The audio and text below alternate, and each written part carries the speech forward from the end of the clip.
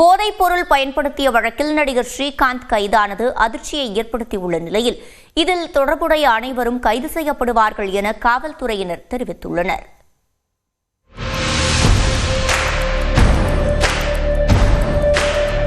Cocaine என்ற போதைப் பொருள் பயன்படுத்தியதாக நடிகர் ஸ்ரீகாந்த் கைது செய்யப்பட்டது தமிழ் திரை உலகத்தையே அதிர்ச்சியில் ஆழ்த்தியுள்ளது.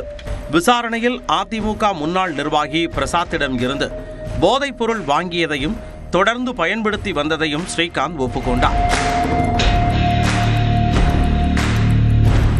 நீதிமன்றத்தில் அவர் ஆஜர்படுத்தப்பட்ட போது குழந்தைக்கு உடல்நிலை சரியில்லாததால் ஜாமீன் வழங்குமாறு கோரிக்கை வைத்தார்.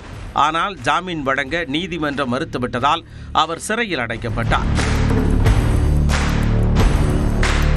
இந்நிலையில் இதுகுறித்து போலீசார் வெளியிட்டுள்ள செய்திக்குறிப்பில் அதிமுக முன்னாள் நிர்வாகி பிரசாத், பெங்களூருவைச் சேர்ந்த பிரதீப் மற்றும் பிரதீப்பின் கானா நாட்டு நண்பர் ஜான் உட்பட சில நபர்களிடம் இருந்து 3 ஆண்டுகளாக கொக்கைன் வாங்கி விற்பனை செய்தது தெரியவந்துள்ளதாக தெரிவிக்கப்பட்டுள்ளது. மேலும் இதற்காக சில இடங்களில் பிரசாத் தனது நண்பர்களுக்கு போதை விருந்து தந்ததும் கண்டறியப்பட்டுள்ளதாக காவல்துறை தரப்பில் தெரிவிக்கப்பட்டுள்ளது. மேலும் பிரசாத்திடம் கொக்கைன் வாங்கி பயன்படுத்திய நடிகர் ஸ்ரீகாந்தை உரிய மருத்துவ பரிசோதனை செய்து அவருடைய பண பரிவர்த்தனை, அவருடைய வீடுகளில் சோதனை செய்து உரிய ஆதாரங்களுடன் கைது செய்ததாகவும் போலீசார் தெரிவித்துள்ளனர்.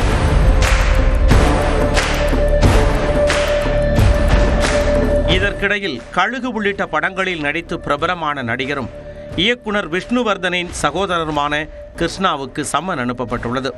பார்ட்டி ஒன்றில் கிருஷ்ணா போதைப்பொருள் பயன்படுத்தியதாக பிரசாத் வாக்குமூலம் கொடுத்த நிலையில் அதன்படி அவருக்கு நுங்கம்பாக்கம் காவல் நிலையத்தினர் சம்மன் அனுப்பியுள்ளனர். மேலும் இந்த வழக்கில் தலைமறைவாக உள்ள அனைவரும் விரைவில் கைது செய்யப்படுவார்கள் என்றும் போலீசார் தெரிவித்துள்ளனர். விசாரணை தொடரும் நிலையில் திரையுலகைச் சேர்ந்த பலரும் இந்த வழக்கில் சிக்க வாய்ப்பிருப்பதாக காவல்துறை வட்டாரத்தில் கூறப்படுகிறது.